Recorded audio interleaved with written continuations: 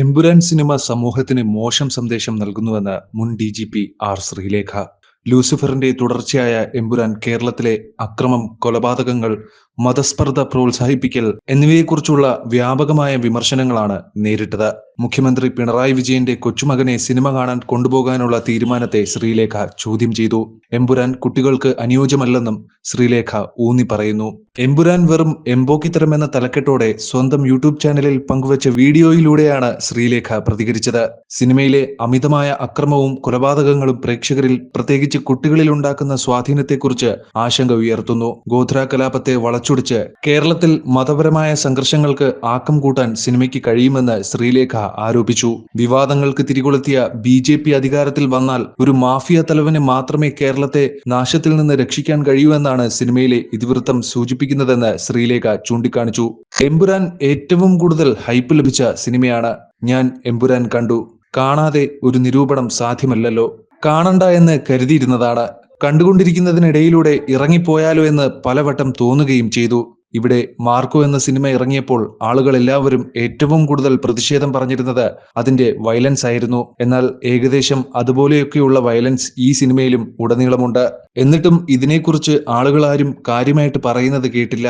Lucifer കുറച്ചു നല്ല സിനിമയായിരുന്നതുകൊണ്ടും അതിൽ മോഹൻലാലിനെ എനിക്ക് ഇഷ്ടമായതുകൊണ്ടും പൃഥ്വിരാജിനെ പൊതുവെ ഒരു നല്ല നടനായിട്ട് ഞാൻ കണക്കാക്കുന്നത് കൊണ്ടും ഒക്കെയാണ് ഈ സിനിമ പോയി കാണണമെന്ന് വിചാരിച്ചത്. കുട്ടികളുടെ അക്രമ സ്വഭാവം സിനിമയിൽ നിന്ന് ഇൻഫ്ലുവൻസ്ഡ് ആയി വരുന്നതല്ല. അവരുടെ വീട്ടിലും സമൂഹത്തിലുമൊക്കെ കാണുന്ന ചില കാര്യങ്ങൾ അവരുടെ മനസ്സിൽ ആഴത്തിൽ ചെറിയ പ്രായം തൊട്ട് പതിഞ്ഞ് ഉള്ളിൽ ഇറങ്ങിക്കിടക്കുന്ന അതുപോലെയുള്ള വികാരങ്ങൾ കൃത്യസമയത്ത് പുറത്തു വരുന്നതാണെന്ന് ഞാൻ മുമ്പും പറഞ്ഞിട്ടുണ്ട്. പക്ഷേ തീർച്ചയായും സിനിമയിലൂടെ ഇത്തരം വയലൻസിനെ മഹത്വവൽക്കരിക്കുമ്പോൾ ചിലരുടെ ഇടയിലെങ്കിലും ഒരു ചെറിയ ഇൻഫ്ലുവൻസും ഒക്കെ വരാം. ഏതൊരു സാഹിത്യ സൃഷ്ടിയും സിനിമയും സമൂഹത്തിനൊരു നല്ല മെസ്സേജ് കൊടുക്കേണ്ടതായിരിക്കണം. പക്ഷേ കുറച്ചു നാളുകളായി സിനിമയിലെ നായകന്മാർ ഏറ്റവും വലിയ വില്ലന്മാരും ഏറ്റവും വലിയ കൊലയാളികളും അധോലോക നായകന്മാരുമൊക്കെയായിട്ട് അതിനെ മഹത്വവൽക്കരിക്കുന്ന രീതിയിൽ സിനിമ എടുക്കുമ്പോൾ അത് കാണുന്ന എനിക്ക് കുറച്ചൊക്കെ വിഷമം തോന്നിയിട്ടുണ്ട്. ഒരു പോലീസ് ഓഫീസറായി ജോലി ചെയ്തിട്ടുള്ളത് കൊണ്ടായിരിക്കും എനിക്ക് മലയാള സിനിമയിലെ ഏറ്റവും ഇഷ്ടമുള്ള ഒരു നായക നടന്മാരിൽ ഒരാളായിരുന്നു മോഹൻലാൽ. ആയിരുന്നു എന്ന് ഞാൻ പറയുന്നതിന്റെ കാരണം എമ്പുരാൻ കൊണ്ട് മാത്രമല്ല, അതിനു മുമ്പ് ഇറങ്ങിയിട്ടുള്ള പല സിനിമകളും വലിയ വലിയ നിരാശയാണ് എനിക്ക് നൽകിയിട്ടുള്ളത്. എമ്പുരാൻ ഇന്റർനാഷണൽ ലെവലുള്ള ഒരു സിനിമയാണ്. 180 മുതൽ 200 കോടി രൂപ ചെലവാക്കിയ മലയാളം സിനിമ, നല്ല കാസ്റ്റിംഗ്. പിന്നെ ലൂസിഫർ എന്നുള്ള സിനിമ കണ്ടപ്പോൾ എനിക്ക് വലുതായിട്ട് ഇഷ്ടപ്പെട്ടില്ലെങ്കിലും വീണ്ടും OTT പ്ലാറ്റ്ഫോമിൽ ഇറങ്ങിയപ്പോൾ ഒന്നും കൂടി കണ്ടപ്പോൾ അതിനകത്തെ ചില കാര്യങ്ങൾ കൊള്ളാമെന്ന് തോന്നി. പൊളിറ്റിക്സ് ആണ് പ്രധാനമായും. അതുപോലെ മോഹൻലാൽ ഒരു അധോലോക നായകനെന്ന് ആദ്യം തൊട്ടേ പറയുന്നുണ്ട്. ആദ്യത്തെ സീൻ തന്നെ അബ്രഹാം ഖുറേഷി എന്നുള്ള ഒരു വാക്കിലാണ് തുടങ്ങുന്നത്. അപ്പോ അതാരാണെന്ന് നമുക്കൊരു ഐഡിയ കിട്ടും. അവസാനം അത് പറയുമ്പോഴും അത് ഉറപ്പിക്കുന്ന രീതിയിലാണ്. ഇപ്പോഴത്തെ പൊളിറ്റിക്സ് ഒരു വിധത്തിൽ അല്ലെങ്കിൽ മറ്റൊരു വിധത്തിൽ തുറന്നു കാട്ടിയിരുന്ന ഒരു സിനിമയായിരുന്നു ലൂസിഫർ. കുറെ ക്ലീശ ഉണ്ടെങ്കിൽ പോലും IUF പാർട്ടിയും RMP പാർട്ടി എന്ന് പറഞ്ഞ പാർട്ടിയുടെ നേതാവിനെയും ഒക്കെ കാണിക്കുന്നുണ്ട്. മേടയിൽ രാജൻ എന്ന് പറയുന്ന ഒരു വ്യക്തിയെ RMP പാർട്ടിയുടെ നേതാവായും അതുപോലെ IUF പാർട്ടിയുടെ നേതാവായി സായികുമാർ ചെയ്യുന്ന ഒരു ക്യാരക്ടറിനെയും കാണിക്കുന്നുണ്ട്. IUF പാർട്ടിക്ക് ഫൈനാൻസ് ചെയ്യുന്നത്, ഏറ്റവും കൂടുതൽ കാശ് കൊടുക്കുന്നതും മണപ്പാട്ടിൽ എന്ന് പറയുന്ന ഗോൾഡ് കമ്പനിക്കാരാണ്. ചാണ്ടി എന്നാണ് പറയുന്നതെങ്കിൽ പോലും ചാണ്ടിയുടെ പുറകെ നിൽക്കുന്ന ആള് സ്റ്റീഫൻ നെടുമ്പള്ളി എന്ന മോഹൻലാൽ ചെയ്യുന്ന ക്യാരക്ടറാണ്. അയാൾ ഒരു സ്വർണ്ണ കള്ളക്കടത്തുകാരനാണ് എന്നൊക്കെ വളരെ വിശദമായിട്ട് കാണിക്കുന്നുണ്ട്. ഗോവർദ്ധൻ എന്നു പേരുള്ള ഇന്ദ്രജിത്ത് ചെയ്യുന്ന ക്യാരക്ടർ ലൂസിഫർ എന്ന് വിശേഷിപ്പിക്കുന്നതും അയാൾ വലിയ കള്ളക്കടത്തുകാരനാണ്, അയാൾ മാഫിയ തലവനാണ്, സ്വർണ്ണക്കള്ളക്കടത്തിന്റെ ഒരു വലിയൊരു ശക്തി IUF പാർട്ടിയുടെ പുറകിലുണ്ടെന്നും കാണിക്കുന്നുണ്ട്. അതിന്റെ ഒരു പിന്തുടർച്ച എന്നുള്ള രീതിയിൽ കണ്ടുനോക്കാമെന്ന് വിചാരിച്ചു. കൂടാതെ ഇത് വളരെ വലിയ കോലാഹലം 1-2 ദിവസത്തിനകം സൃഷ്ടിക്കുകയും ചെയ്തു. എമ്പുരാൻ ഇറങ്ങി 2-3 ദിവസങ്ങൾ കഴിഞ്ഞപ്പോഴാണ് ഞാൻ കണ്ടത്. കട്ട് ചെയ്ത എഡിഷനൊക്കെ ഇറങ്ങുന്നതിന് മുമ്പ്. വയലൻസ് എന്ന് പറഞ്ഞു കഴിഞ്ഞാൽ കൈയും കാലും വെട്ടുന്നത്, തീയിൽ വെന്ത് മരിക്കുന്നത്, ആളുകൾ ബോംബ് പൊട്ടി ചിന്ന ഭിന്നമായി മാറുന്നത്, ഗർഭിണിയെ റേപ്പ് ചെയ്യുന്ന സീൻ, കുട്ടികളെ അടിക്കുന്നത്, ഉപദ്രവിക്കുന്നത്, എടുത്തെറിയുന്ന സീനുകൾ, അങ്ങനെ വളരെ വലിയ വയലൻസ് ഉള്ള ഒരു സിനിമയാണിത്.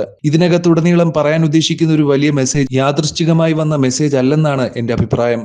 ഇത് മനഃപൂർവ്വം നമ്മുടെ കേരള രാഷ്ട്രീയത്തെ അല്ലെങ്കിൽ രാഷ്ട്രീയ വിശ്വാസികളെ തെറ്റിദ്ധരിപ്പിക്കാൻ വേണ്ടി കേരളത്തിലെ BJP അല്ലെങ്കിൽ കാവി കേരളത്തിനകത്ത് കടക്കാൻ പാടില്ല, കടന്നു കഴിഞ്ഞാൽ കേരളം നശിക്കുമെന്ന രീതിയിൽ കാണിക്കുന്ന കുറേയധികം ചുറ്റുപാടുകൾ അല്ലെങ്കിൽ അതിനകത്തുള്ള കഥാസന്ദർഭങ്ങൾ, ഡയലോഗുകൾ ഇതിനകത്ത് നിരന്തരം വരുന്നുണ്ട്. പ്രത്യേകിച്ച് കേരള സെൻട്രിക് ആയിട്ടുള്ള കാര്യങ്ങൾ കാണിക്കുമ്പോഴൊക്കെ. ഗോവർദ്ധൻ എന്ന് പറയുന്ന ഇന്ദ്രജിത്തിന്റെ ക്യാരക്ടർ പോലും അയ്യോ ഇത് ഭയങ്കര അപകടം പിടിച്ചതാണ്, ഇങ്ങനെയൊന്നും വരാൻ പാടില്ല എന്ന് പറയുന്നു. അതായത് കേരളത്തിലെ IUF എന്ന് പറയുന്ന പാർട്ടിയിലെ മുഖ്യമന്ത്രിയായി വരുന്ന ജതിൻ വേറൊരു പാർട്ടി ഉണ്ടാക്കി അടുത്ത തെരഞ്ഞെടുപ്പിൽ അഖണ്ഡ ശക്തി മോർച്ച എന്ന ഒരു പാർട്ടിയിലേക്ക് പോകുന്നു. BJP യെയാണ് ഉദ്ദേശിക്കുന്നത്. കാവി ഫ്ലാഗ് ഒക്കെയാണ് അവർ കാണിക്കുന്നതും. ഞാനൊരു പുതിയ പാർട്ടി ഇവിടെ രൂപീകരിച്ച് ഞാൻ വിജയിച്ചു വരും എന്ന് അദ്ദേഹം ഒരു പൊതുജനത്തെ സംബോധന ചെയ്ത് പറയുന്ന അവസരത്തിൽ അത് വ്യത്യസ്ത വ്യക്തികളിൽ ഉളവാക്കുന്ന ഞെട്ടൽ, പരിഭ്രമം, പരിഭ്രാന്തിയൊക്കെ വളരെ വിശദമായിട്ട് കാണിച്ചിട്ടുണ്ട്. എല്ലാ രാഷ്ട്രീയ നേതാക്കന്മാരും എല്ലാ പ്രധാനപ്പെട്ട വ്യക്തികളും ഇതിനകത്ത് IUFന്റെ കാശുകൊണ്ട് നിലനിന്നു പോകുന്ന ചാനൽ, അതിനകത്തുള്ള സഞ്ജയ് എന്ന ഒരാളും അയാളുടെ ഭാര്യയായി വരുന്ന നൈല ഉഷ ചെയ്യുന്ന ക്യാരക്ടറും ഇവരുടെ ഒരു ചാനൽ ലൂസിഫർ എന്ന സിനിമയിൽ സ്റ്റീഫൻ നെടുമ്പള്ളി വാങ്ങുന്നതായിട്ട് കാണിക്കുന്നുണ്ട്. ചാനൽ 43 കോടി രൂപയുടെ ബാധ്യതയുള്ളത് ഒറ്റ ക്ലിക്ക് കൊണ്ട് അത് കൊടുക്കുകയാണ്. 43 കോടി രൂപ ഈ ചാനലിന്റെ അക്കൗണ്ടിലേക്ക് കൊടുക്കുന്നതായി കാണിക്കുന്നുമുണ്ട്. കാരണം PK രാംദാസിന്റെ മകൻ ജതിൻ രാംദാസിനെ ഈ ചാനൽ സപ്പോർട്ട് ചെയ്യാൻ വേണ്ടിയിട്ട് ഇത്രയും കോടി രൂപ കൊടുക്കുന്നു. അതിനു മുമ്പ് ബോബി ആയിരുന്നു കൊടുത്തുകൊണ്ടിരുന്നത്. ബോബിയെ പിന്നീട് ആ സിനിമയിൽ കൊല്ലുന്നുണ്ടല്ലോ. ഈ ലൂസിഫറിനകത്തും മയക്കുമരുന്ന് എന്ന് പറയുന്നത് വലിയൊരു വിപത്തായിട്ട് പറയുന്നുണ്ട്. ശരിയാണ്. അതായത് narcotics is a dirty business എന്ന 20-ാം നൂറ്റാണ്ട് സിനിമയിലെ അതേ ഡയലോഗ് ലൂസിഫറിലും മോഹൻലാൽ ആവർത്തിക്കുന്നുണ്ട്. Narcotics is a dirty business എന്ന് ഞാൻ പണ്ട് തൊട്ടേ പറയുന്നതല്ലേ എന്ന്. പക്ഷേ നർക്കോട്ടിക് എന്ന് പറയുന്ന ബിസിനസ് തടയാൻ വേണ്ടി നിരന്തരം കൊല്ലുകയാണ് ലൂസിഫർ എന്ന് പറയുന്ന മോഹൻലാലിന്റെ ക്യാരക്ടർ. ഇയാൾ 6 പേരെ നാട്ടിൽ വെച്ച് കൊല്ലുന്നു, വിദേശത്ത് വെച്ച് 19 പേരെ കൊല്ലുന്നു, മയിൽ വാഹനം എന്ന കമ്മീഷണറെ കൊല്ലുന്നു. അങ്ങനെ കൊല എന്ന് പറഞ്ഞാൽ വെറുതെ കൊന്നു തള്ളുവാണ്. കൊലപാതകം എന്ന് പറയുന്നത് ഡേർട്ടി ബിസിനസ് അല്ല. അത് നടത്താം. പക്ഷേ നർക്കോട്ടിക്സ് ഡേർട്ടി എന്ന് പറയുന്ന ആ ഒരു ഇരട്ടത്താപ്പിനോടുള്ള സിനിമയുടെ സമീപനം എനിക്ക് വളരെ വളരെ അപഹാസ്യമായും വൃത്തികേടായിട്ടും തോന്നിയിരുന്നു. ലൂസിഫർ കണ്ടപ്പോൾ അത് തന്നെ ഇവിടെ റിപ്പീറ്റ് ചെയ്യുകയാണ്. എമ്പുരാനായി മോഹൻലാൽ വരുമ്പോൾ എംബ്രാനാണെന്ന് എനിക്ക് തോന്നുന്നു. നമ്മൾ എംബ്രാൻ എന്നൊക്കെ പറയില്ലേ, അതിന്റെ ഒരു വേർഷനാണ് എമ്പുരാൻ ഓവർലോഡ്. സ്വർണ്ണക്കടത്ത്, ഡയമണ്ട് കള്ളക്കടത്ത്, പിന്നെ ആയുധക്കടത്തിന്റെ ഒരു മേഖലയിലേക്ക് കയറിയതായിട്ട് പ്രകടമായിട്ട് കാണിക്കുന്നുണ്ട്. കാരണം അയാൾ ഉപയോഗിക്കുന്ന അല്ലെങ്കിൽ അയാളുടെ സംഘം ഉപയോഗിക്കുന്ന എല്ലാ ആയുധങ്ങളും ഹൈ ക്വാളിറ്റി മിസൈലുകളും ഗ്രനേഡ് ലോഞ്ചേഴ്സും മെഷീൻ ഗൺസും ഒക്കെയാണ്. ഹെലികോപ്റ്ററിൽ ഫിറ്റ് ചെയ്തിട്ടുള്ള സൂക്ഷ്മതയുള്ള കുറെ വെപ്പൺ അയാൾ ഉപയോഗിക്കുന്നുണ്ട്. അതിനകത്തൊക്കെ അയാളുടെ എംബ്ലം എഴുതിയിട്ടുമുണ്ട്. ഖുറേഷി അബ്രാമിന്റെ KA എന്ന് എല്ലാ ആയുധങ്ങളിലും എഴുതി ചേർത്തിട്ടുണ്ട്. സ്വന്തമായിട്ടൊരു ആംസ് ആൻഡ് അമ്യൂണിഷൻ കാർട്ടലുള്ള ഒരു വ്യക്തിക്ക് മാത്രമേ അതുപോലെയുള്ള ആയുധങ്ങൾ ഉപയോഗിക്കാൻ പറ്റുകയുള്ളൂ. കബൂഗ എന്ന് പറയുന്ന ഒരു ആഫ്രിക്കൻ വ്യക്തിയുണ്ട്. ആംസ് കാർട്ടലിന്റെയും ഡ്രഗ് കാർട്ടലിന്റെയും ചീഫാണ്. അയാൾ ഷെൻ ട്രയാഡ് അല്ലെങ്കിൽ ഗോഡ് ആക്സിസ് എന്ന് പറയുന്ന മാഫിയ സംഘത്തിന്റെ ഒരു കണ്ണിയാണ്. ആഫ്രിക്കൻ, ചൈനീസും പിന്നെ റഷ്യനുമുണ്ട് എന്ന് തോന്നുന്നു. കാരണം ആദ്യത്തെ ലൂസിഫറിനെ കാത്ത് ഒരു റഷ്യൻ ആളാണ് മയക്കുമരുന്നിന്റെ വിപണനത്തിനായിട്ട് കേരളത്തിലേക്ക് വരുന്ന ആളെ ബോബിയുമായി കൂട്ടുകെട്ടുണ്ടാക്കുന്ന ആൾ. അപ്പോ റഷ്യ, ആഫ്രിക്ക, ചൈന എന്നീ 3 കേന്ദ്രങ്ങൾ ട്രയാഡ് രൂപീകരിച്ചിട്ടുള്ള ഒരു സംഘത്തിനെയാണ് ഇതിനകത്ത് എമ്പുരാൻ എന്ന് പറയുന്ന KA ഖുറേഷി അബ്രാമിന്റെ സംഘം എതിർക്കുന്നത്. അതുകൊണ്ടാണ് യുദ്ധം എന്ന് പറയുന്നത്.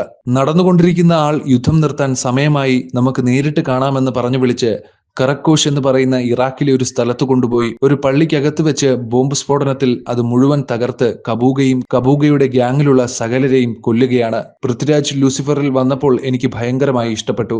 കാരണം അത് വളരെ സട്ടിലായിട്ടുള്ള ഒരു വരവായിരുന്നു. പക്ഷേ ഇതിൽ മോഹൻലാലിനേക്കാൾ കൂടുതൽ പൃഥ്വിരാജ് നിറഞ്ഞു നിൽക്കുന്ന ഒരു സിനിമയാണ്.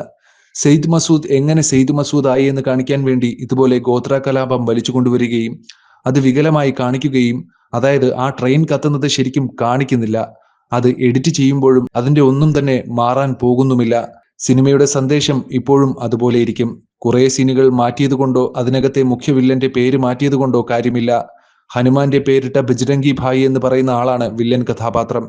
അത് മാറ്റി ബൽരാജ് ഭയ്യ എന്നാക്കിയത് കൊണ്ട് ഒന്നും മാറാൻ പോകുന്നില്ല. കാരണം ഇതിനകത്ത് പറഞ്ഞിരിക്കുന്നത് വയലൻസ് ആണ്. ഇതിനകത്തുള്ളത് BJP വന്നു കഴിഞ്ഞാൽ നമ്മുടെ രാജ്യം കുട്ടിച്ചോറാകും.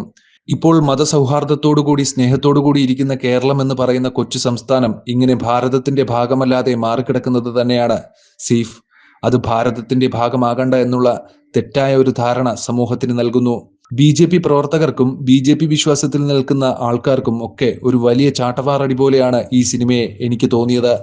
ഓരോ കഥാസന്ദർഭങ്ങളും അതിനകത്തുള്ള ഡയലോഗുകളും അതിനകത്തുള്ള കുറെ സംസാരങ്ങളും ഒക്കെ കേൾക്കുമ്പോൾ BJP ഇവിടെ വേണ്ട ഏറ്റവും വലിയ മാഫിയ തലവനായിട്ടുള്ള അബ്രാം ഖുറേഷി എന്ന് പറയുന്ന ആൾക്ക് മാത്രമേ കേരളത്തിനെ രക്ഷിക്കാൻ പറ്റൂ എന്നാണ് പറയുന്നത്. കേരളത്തിൽ 4 എയർപോർട്ടുകളും 2 കണ്ടെയ്നർ ടെർമിനലുകളും 800 കിലോമീറ്റർ സീഷോറുമുണ്ട്. അതുകൊണ്ട് അവിടെ നമുക്ക് കൈവിടാൻ പറ്റില്ല. ഇപ്പോഴാണ് സമയം, അത് ഏറ്റെടുക്കണമെന്ന് വില്ലൻ പറയുന്നുണ്ട്. അത് ഉദ്ദേശിക്കുന്നത് മറ്റൊന്നുമല്ല, ഈ കണ്ടെയ്നർ ടെർമിനലിലൂടെയും എയർപോർട്ടിലൂടെയും ഈ പാർട്ടിക്ക് എന്തെങ്കിലുമൊക്കെ രാജ്യത്തിലേക്ക് കടക്കാം. അപ്പോൾ അതിനു വേണ്ടിയിട്ടാണ് ഇവർ അത് എടുക്കുന്നത് എന്നുള്ള ഒരു വല്ലാത്ത തെറ്റിദ്ധാരണ നൽകുന്നുണ്ട്. ഇതൊക്കെ കൊണ്ടാണ് ഈ സിനിമ ഒരു വല്ലാത്ത മെസ്സേജ് കൊടുക്കുന്നുവെന്ന് ഞാൻ പറയുന്നത്. ഖുറേഷി അബ്രാമിന്റെ സംഘത്തിലുള്ള ആളുകൾ കേരളത്തിൽ വന്ന് ആളുകളെ കൊല്ലുന്നു, കമ്മീഷണറെ അടക്കം കൊല്ലുന്നു, ഗോൾഡ് കള്ളക്കടത്ത് നടത്തുന്നു, അത് പാർട്ടി ഫണ്ടിലേക്ക് പോകുന്നു, രാഷ്ട്രീയം അത് വെച്ച് കൊഴുക്കുന്നു, ചില ചാനലുകളും അതുകൊണ്ട് കൊഴുക്കുന്നു.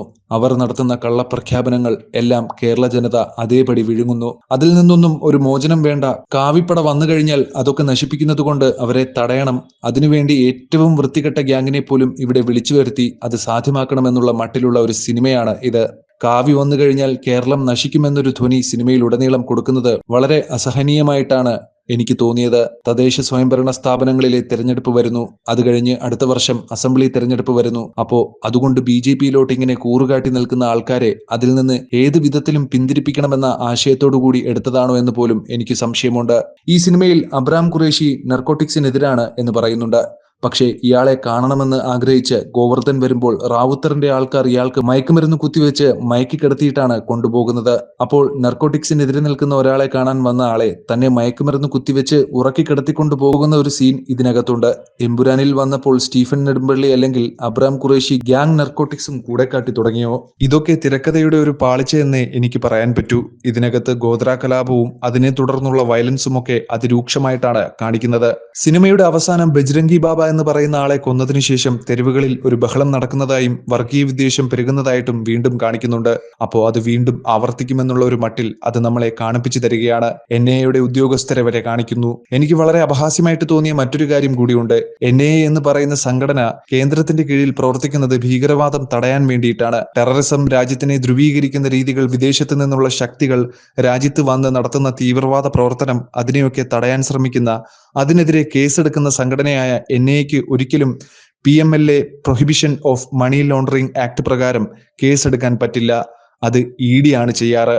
എനിക്ക് മനസ്സിലാകുന്നില്ല മുഖ്യമന്ത്രി എന്തിനാണ് ഈ UA16+ എന്ന റേറ്റിംഗ് ഉള്ള ഒരു സിനിമയ്ക്ക് അദ്ദേഹത്തിന്റെ ചെറുമകനായിട്ടുള്ള ഇഷാനെ കൊണ്ടുപോയത്. പാവം ആ കുഞ്ഞിനെ എന്തുമാത്രം വല്ലാതെ ഉലച്ചിട്ടുണ്ടാവും ഈ കാഴ്ചകളൊക്കെ. ഒരു സ്ത്രീയെ റേപ്പ് ചെയ്യുന്ന സീനും വയലൻസും അതിനകത്തുള്ള തുരുതുര എന്നുള്ള വെടിവെപ്പുകളും ഇതെല്ലാം ഉള്ള ഒരു സിനിമയാണിത്. വർഗീയ വിഷം മാത്രമല്ല, അതിനകത്ത് രാഷ്ട്രീയ വിഷവും ചീറ്റുന്നുണ്ട്. എനിക്ക് ഈ സിനിമ വളരെ വളരെ മോശമായി തന്നെ തോന്നി. വ്യക്തമായ ഉദ്ദേശത്തോടു കൂടി ചെയ്തിരിക്കുന്നതാണ് എന്നാണ് മനസ്സിലാകുന്നത്. അതിനകത്ത് ഗോദ്രയും വർഗീയ കലാപവും ഒക്കെ വന്നു എന്നേ ഉള്ളൂ. പക്ഷേ ഇതിനകത്തെ മാഫിയ തലവനെ ഹീറോ ആക്കുകയും ഗ്യാങ്ങിനെ കൊണ്ടുവന്ന് ഇത് മുഴുവനും ശരിയാക്കാനായി ഒരു ശ്രമം, രാഷ്ട്രീയം ശരിയാക്കാനായി ഇതുപോലെയുള്ള അനധികൃത പണത്തിന്റെ കളി വേണമെന്നുള്ള ഒരു ധ്വനി ജനിപ്പിച്ചുകൊണ്ട് ഇതുപോലെയുള്ള ആൾക്കാരാണ് ഭരണം നടത്തുന്നത് എന്നുള്ള ധ്വനിയാണ് ജനിപ്പിക്കുന്നത്. അതൊട്ടും ശരിയല്ല എന്ന് തന്നെയാണ് എന്റെ അഭിപ്രായം.